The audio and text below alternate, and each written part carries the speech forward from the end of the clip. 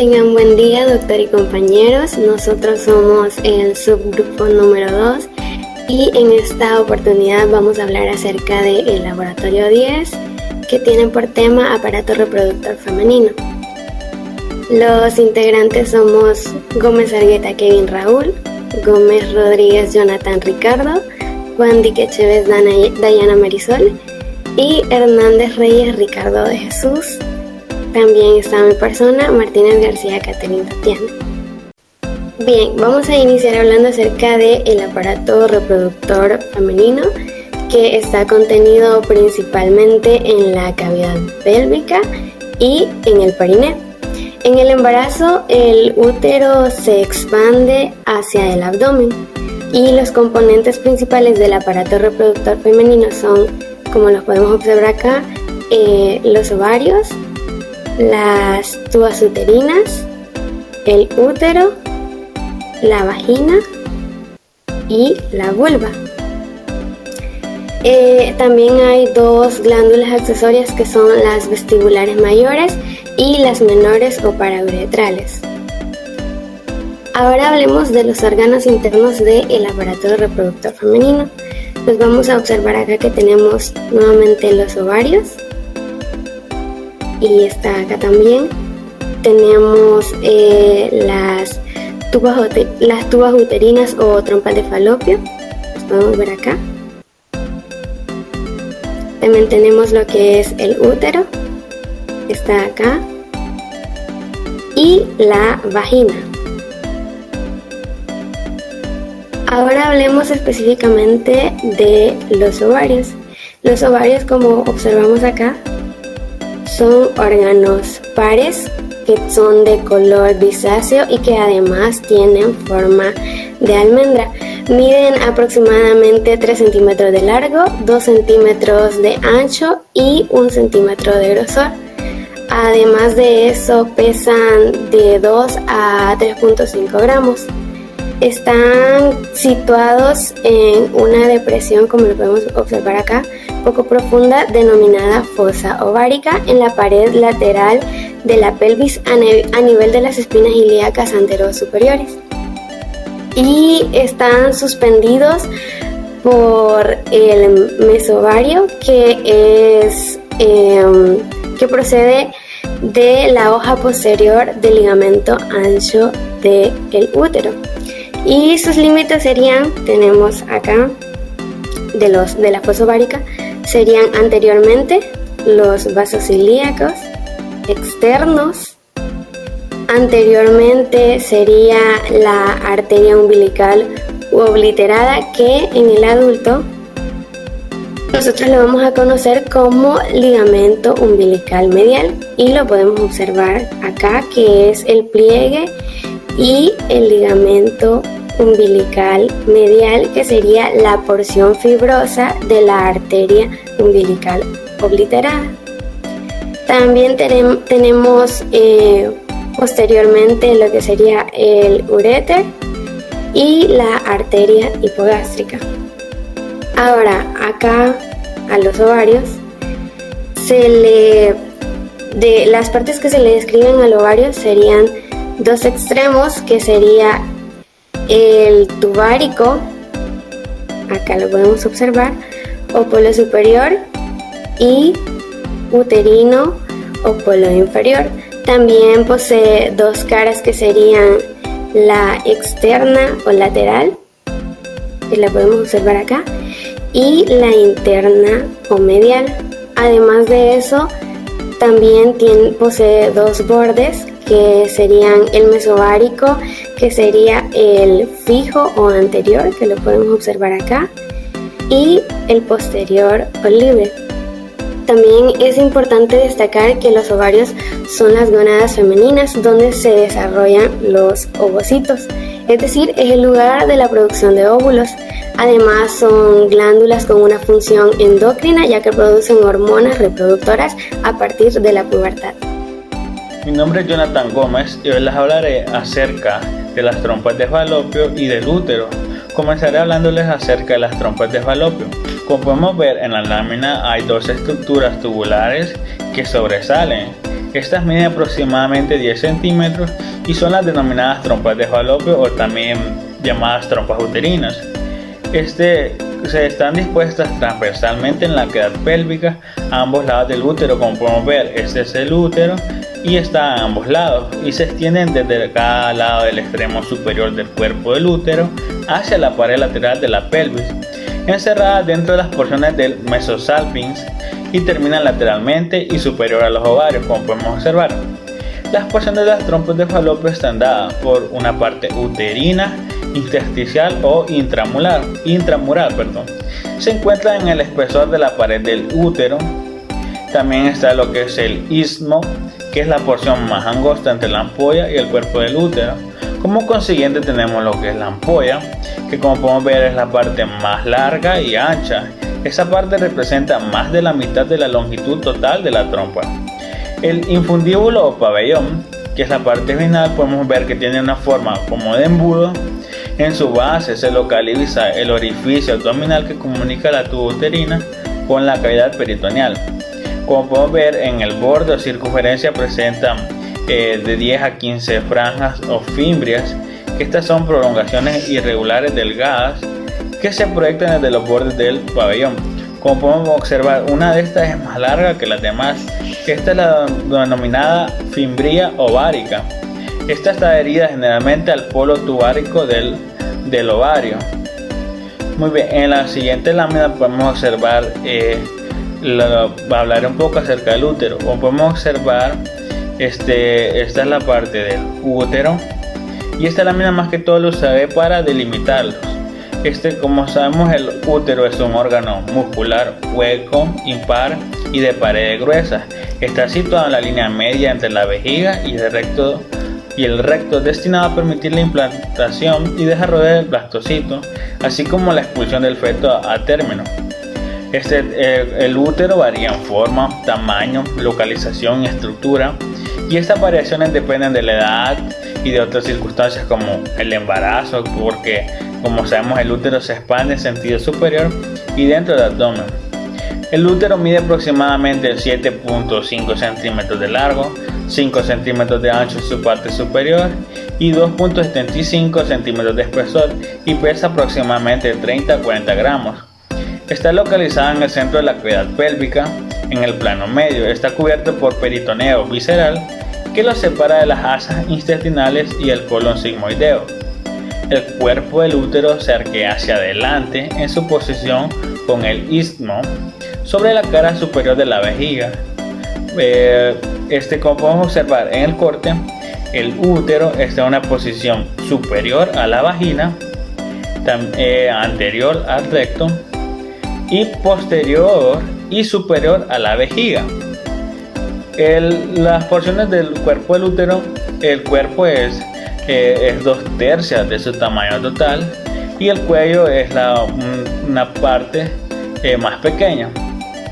El cuerpo del útero presenta, sus porciones son el fondo del útero, que es esta parte redondeada que está superior y anterior a los orificios de las tubas uterinas.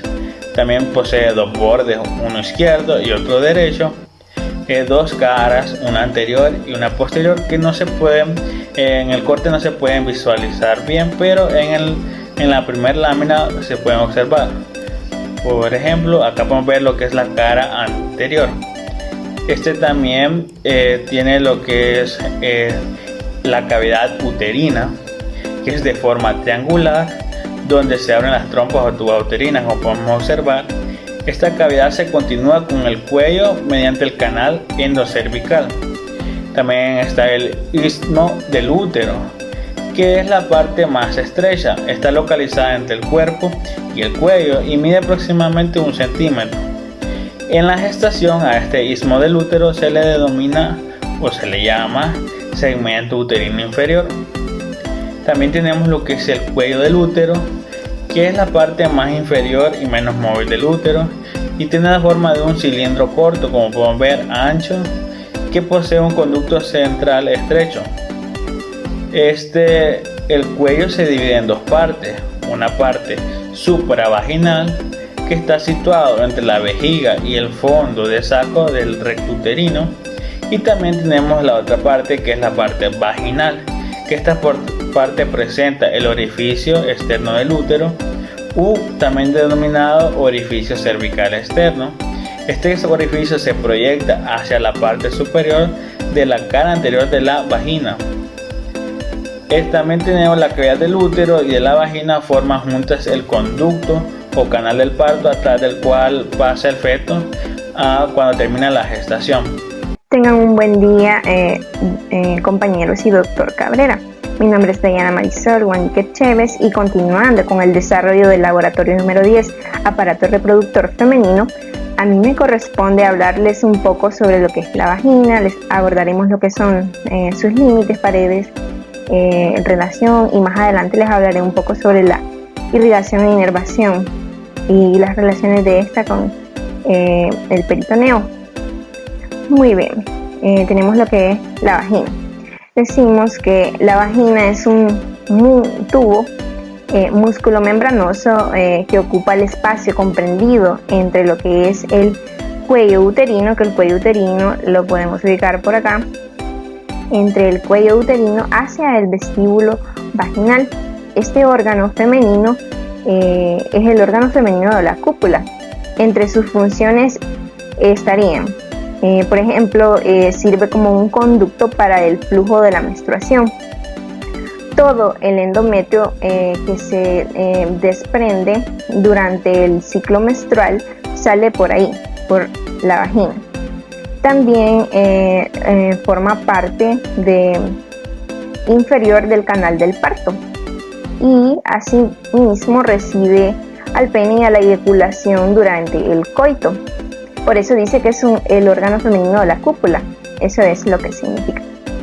Esta cavidad vaginal se comunica superiormente, ya hablando de sus límites, con el útero, e inferiormente se abre con lo que es el vestíbulo vaginal. Esta se extiende hacia abajo y hacia adelante desde la cavidad pélvica hasta el periné. Se sitúa entre la uretra anteriormente y el recto posteriormente, con los cuales está estrechamente relacionada. También la vagina nos va a formar lo que son ángulos. Aquí he marcado yo dos líneas para poder ubicarnos.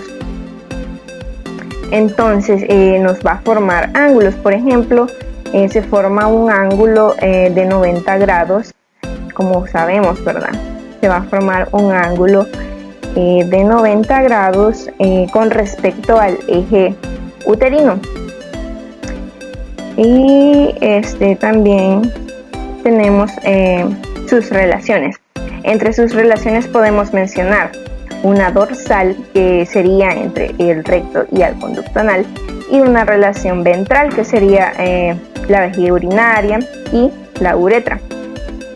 Ahora bien, hablaremos un poco sobre las paredes de la vagina. Estas se dividen en anterior, posterior y las paredes laterales. ¿Qué podemos decir? La pared anterior, la cual es atravesada por el cuello del útero, y esta mide aproximadamente unos 7 centímetros. Esta yo la he marcado con dos flechas para que podamos diferenciar más o menos la distancia. 7.5 centímetros tiene la pared anterior. Esta se relaciona con la vejiga y la uretra. Por acá está la vejiga. También tenemos lo que es la pared posterior. La pared posterior nos mide aproximadamente unos 9 centímetros. También he marcado la distancia con estas flechas. Como podemos observar, estas se relacionan principalmente con el recto. En el caso de la pared posterior, esta se relaciona con el recto y con el fondo del saco rectouterino, o llamado antiguamente el saco de Douglas. En condiciones normales, la pared anterior y la pared posterior de la vagina, estas se van a encontrar en contacto. Ese conducto está cerrado, por así decirlo. Y como observamos, la longitud de la pared anterior, esta distancia, es más corta que la de la pared posterior, porque la pared posterior de la vagina es un poco más larga a diferencia de la otra. También tenemos las paredes laterales. Estas paredes laterales están adheridas por arriba al ligamento cervical lateral, cardinal que mencionamos anteriormente, y por debajo de este al diafragma pélvico. En la unión de la vagina con el cervix, se va a formar un pliegue alrededor de todo el cuello uterino. Entonces, alrededor de todo este cuello uterino vamos a tener dos espacios. Acá podemos observar un espacio que se va a formar y este sería el fornix vaginal, pero este fornix vaginal se divide también en anterior, posterior y laterales. Hay un fornix vaginal posterior, uno anterior y hay dos laterales. Acá se forma un espacio y este sería el fornix vaginal posterior, y por acá tenemos el fornix vaginal anterior. Muy bien, tenemos lo que son las formaciones de peritoneo relacionados a los órganos internos femeninos. Decimos que el peritoneo se repliega sobre los órganos reproductores. El peritoneo es el que recubre al útero en ambas caras y a las trompas uterinas. El peritoneo que cuelga en las trompas y se extiende entre los bordes laterales de lo que es el útero hacia la pared lateral de la pelvis. Este es el que se conoce como el ligamento ancho. Entonces, lo que vamos a hacer es que vamos a identificar estos repliegues peritoneales que se formarán a partir de lo que es el ligamento ancho. Entonces, tenemos que a partir de la parte lateral de la hoja posterior del ligamento ancho se proyecta posteriormente un corto repliegue peritoneal que sería el mesovario, que yo lo he identificado por acá. El mesovario que llega hacia el hilio del ovario, este es una formación de peritoneo que deriva también del ligamento ancho y que está es un pequeño meso que posee el ovario, por ello su nombre, mesovario. También podemos identificar otros repliegues peritoneales, como lo es la porción libre del ligamento ancho, que está arriba del mesovario y contiene a lo que es la trompa uterina, y ese se conoce como el mesosalpinx, que yo lo he identificado por aquí. Está el mesosalpinx, y ese también está lo que es la porción inferior al mesovario, que sería el mesometrio, que está por aquí. También tenemos la formación de otros ligamentos. Por ejemplo, cuando los vasos ováricos se dirigen hacia la cavidad pélvica por abajo del estrecho superior de la misma para alcanzar al ovario, va a formar un pliegue de peritoneo conocido como el ligamento suspensorio del ovario, que lo podemos identificar aquí, el ligamento suspensorio del ovario. También tenemos al ligamento útero ovárico o ligamento propio del ovario, que está acá. Este es una banda de tejido músculo liso y tejido fibroso que se extiende desde el interior del ovario hacia el borde lateral del útero, y lo podemos identificar aquí. Entonces, todos los mencionados son repliegues peritoneales o derivados del peritoneo que están relacionados a los órganos internos femeninos. El Investigue nos dice acerca de los ligamentos cardinales del útero o cervical transverso de McEnroe y de los ligamentos uterosacros o recto uterino, y nos da como referencia la lámina 351 de Netter de la sexta edición. En la séptima edición es la página 354. Con los ligamentos cardinales o cervicales, investigué y son transversos, estos son los transversos que se extienden desde el cuello del útero supravaginal y porciones laterales del fornix de la vagina hasta las paredes laterales de la pelvis. Y los podemos observar, estas fibritas que van por acá. Los ligamentos uterosacros o rectuterinos, según Moore, estos discurren y ligeramente posteriores desde los lados del cuello del útero hasta el centro de los sacros y pueden palparse en tacto rectal, y estos son los que vienen desde acá y van hacia arriba y se entrecruzan con nosotros, serían estos. Acá tenemos lo que es la irrigación e inervación de los órganos internos del aparato reproductor femenino. En esta lámina podemos observar arterias y venas de los órganos pélvicos femeninos desde una visión anterior. Como ya sabemos, cuando hablamos de órganos internos del aparato reproductor femenino, estamos hablando de los ovarios, las tubas uterinas, el útero y la vagina. Acá podemos observar la arteria y las venas ováricas. Como vemos, estas descienden ambos lados. Esta sería la vena y esta es la arteria ovárica, a lo mismo acá. También forman sus ramas. Esta arteria ovárica le va a dar irrigación a los ovarios, al útero, y también pequeñas ramas de la arteria ovárica irrigan las tubas ováricas. También podemos observar a la arteria uterina. La arteria uterina es esta que vemos acá, y pequeñas ramas de esta arteria irrigan a las tubas uterinas y también a la vagina. Los ovarios son irrigados por ramas ováricas de la arteria uterina. Ahora bien, tenemos a la arteria vaginal. La arteria vaginal la podemos observar por aquí. La arteria vaginal irriga al útero. Y también tenemos otro órgano reproductor femenino que es la vagina. La vagina tiene arterias que la irrigan. Por ejemplo, tiene la arteria vaginal de la arteria ilíaca interna, que esta va a irrigar a lo que es la vagina. También ramas vaginales de la arteria hemorroidal media van a irrigar a la vagina. Y también tenemos la arteria pudenda interna que irriga a la vagina.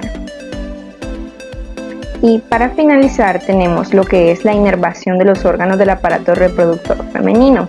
En esta lámina observamos los nervios de las vísceras pélvicas de la mujer.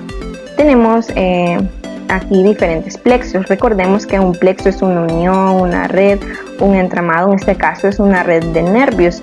Tenemos el plexo ovárico. El plexo ovárico lo podemos identificar por acá. Yo he marcado con un puntito. El plexo aórtico. Este le va a dar inervación a los ovarios y a las tubas uterinas, y acá lo podemos observar. También las tubas uterinas reciben inervación de las fibras de los plexos hipogástricos. También tenemos otro plexo que es el plexo útero-vaginal, que este plexo lo he marcado por aquí con dos flechas. Como son bien finitos, entonces este plexo está por acá.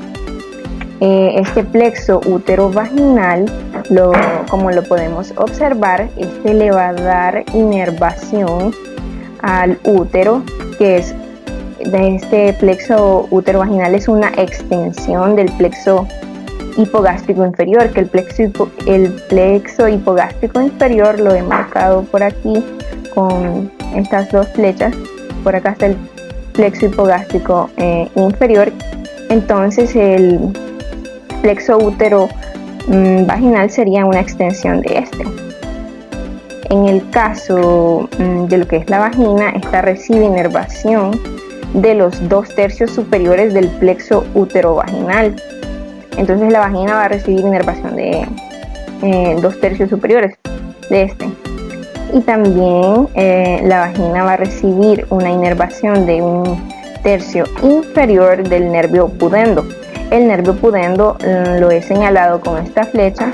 Entonces esta sería toda mi participación. Bien, continuando con el laboratorio 10, yo les hablaré acerca del diafragma pélvico y del perineo. Diafragma pélvico. En la mujer presenta 3 orificios. Uno dorsal para el conducto anal, que lo vemos en esta lámina, y 2 ventrales para la uretra y la vagina. El diafragma pélvico se sitúa en la pelvis menor, separando la cavidad pélvica del perineo. Cuando se inserta en la fase obturatriz, que la vemos en esta lámina, divide el obturador interno en una porción pélvica superior y una porción perineal inferior. La hendidura anterior entre los bordes mediales de los músculos elevador del ano, que lo vemos aquí de cada lado, permiten el paso de la uretra en ambos sexos y de la vagina en la mujer. Perineo. El perineo o perineo es la región situada por debajo del diafragma pélvico y se divide en 2 triángulos. El triángulo urogenital, que sería este, y el triángulo anal, que sería este. El triángulo anal se sitúa posterior a la línea transversa que une los extremos anteriores de las tuberosidades isquiáticas.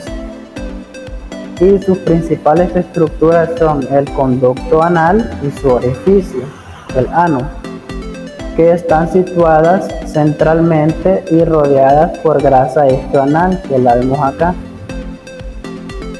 El triángulo urogenital es anterior a dicha línea.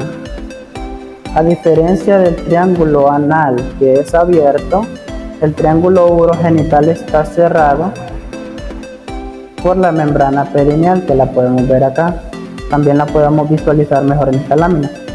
La membrana perineal es una delgada lámina de fuerte fascia profunda que se tensa entre los lados derecho e izquierdo del arco del pubis, cubriendo la porción anterior de la abertura inferior de la pelvis.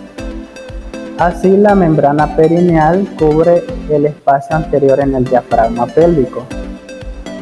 La membrana y las ramas isquiopubianas, que las vemos en esta lámina, a las cuales se fija, proporcionan un cimiento para los cuerpos eréctiles de los genitales externos, que son las estructuras superficiales del triángulo.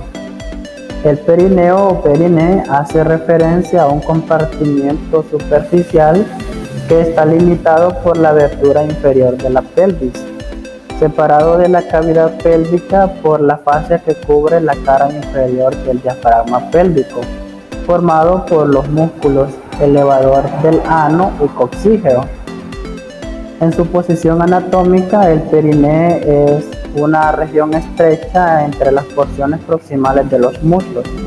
Sin embargo, cuando los miembros inferiores están en abducción, el perineo es un área romboidal que se extiende desde el monte del pubis anteriormente, las caras mediales de los muslos lateralmente y los pliegues glúteos y el extremo superior de la hendidura interglútea posteriormente.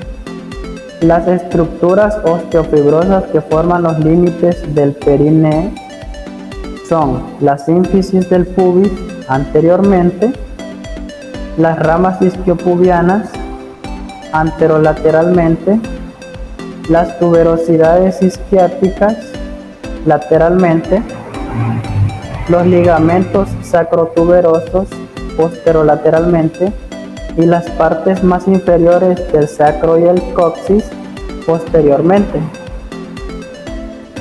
Triángulo o región urogenital femenino.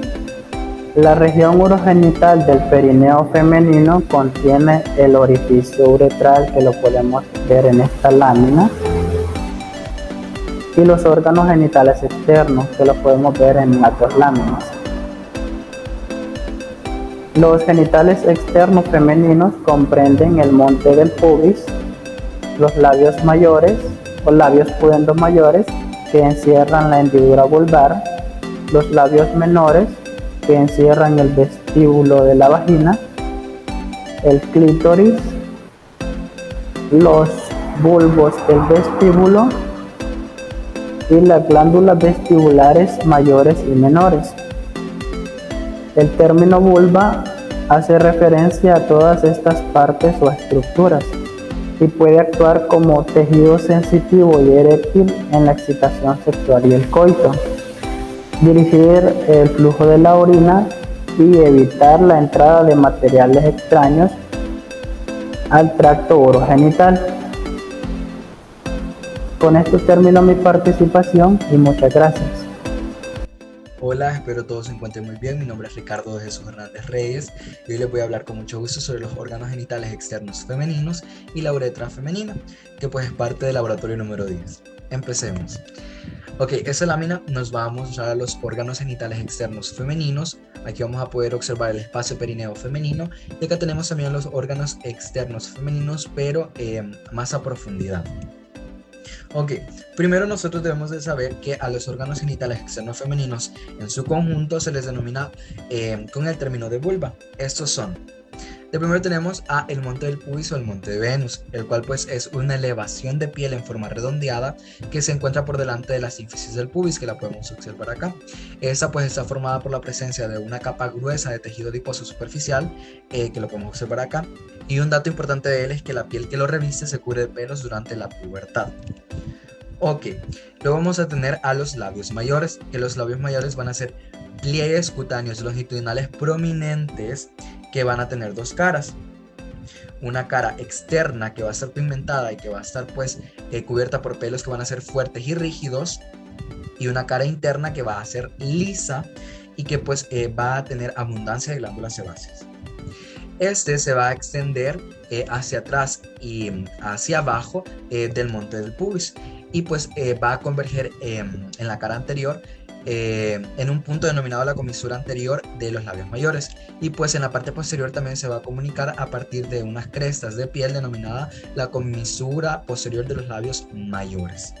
Luego vamos a tener a la hendidura urogenital vulvaropudenda, la cual pues va a ser el espacio entre los labios mayores y que pues aquí se va a abrir la vagina con la uretra femenina. Ok, luego tenemos a los labios menores, que pues los labios menores van a ser pliegues longitudinales, pero van a ser delgados y van a estar cubiertos por los labios mayores y se van a encontrar a cada lado del orificio vaginal. Estos se unen en la parte anterior, en donde pues cada uno se divide en dos pliegues, uno interno y otro externo.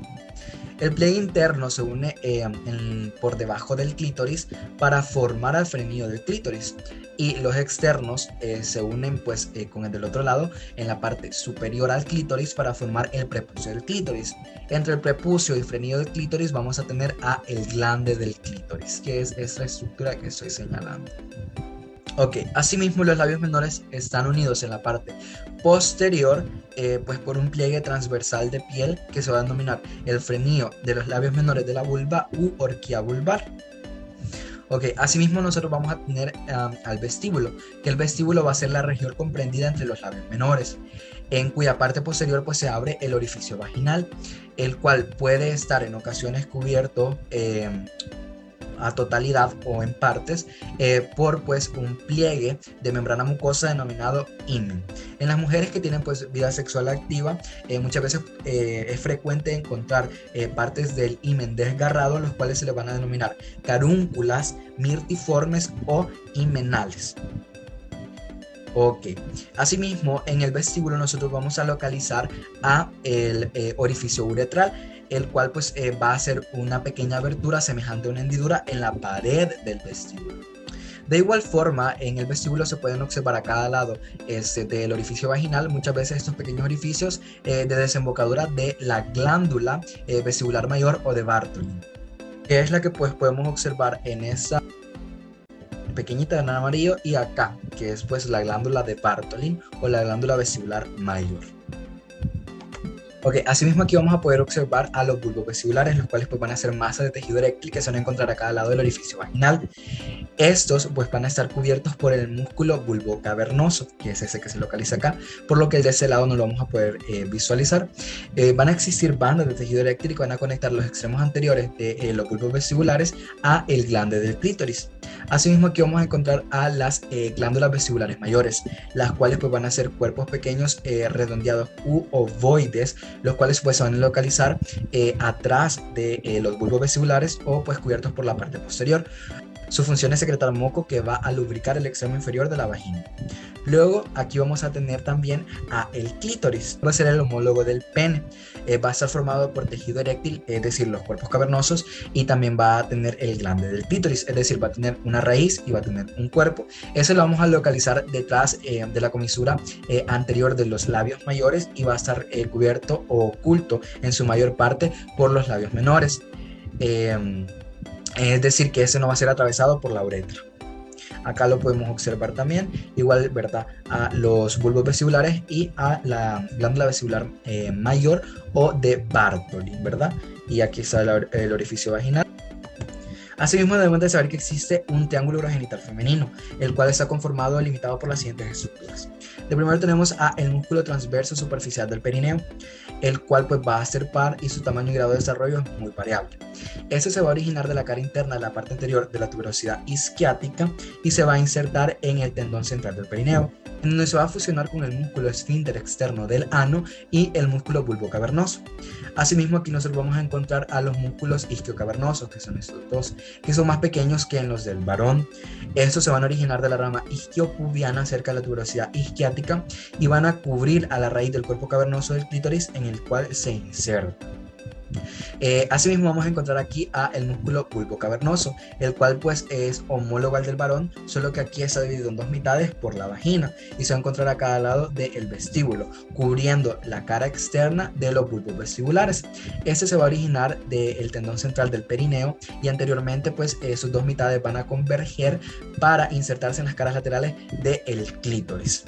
Ok, y por último vamos a hablar de la uretra femenina, la cual pues es una estructura muy interesante, ya que pues es un conducto fibromuscular de corto, ¿verdad?, alrededor de 4 centímetros de largo, por el cual pasa la orina fuera del cuerpo. Este pues se va a localizar delante de la vagina y va a tener un trayecto curvado cuando se atraviesa el suelo pélvico. Ese va a terminar en el meato uretral del vestíbulo de los labios menores, ¿verdad? Entonces así va a ser la expulsión de la orina en el cuerpo de la mujer. Bueno, pues esta ha sido toda nuestra presentación. Espero haya sido de mucha ayuda para ustedes y que la hayan entendido. Pasen un feliz día.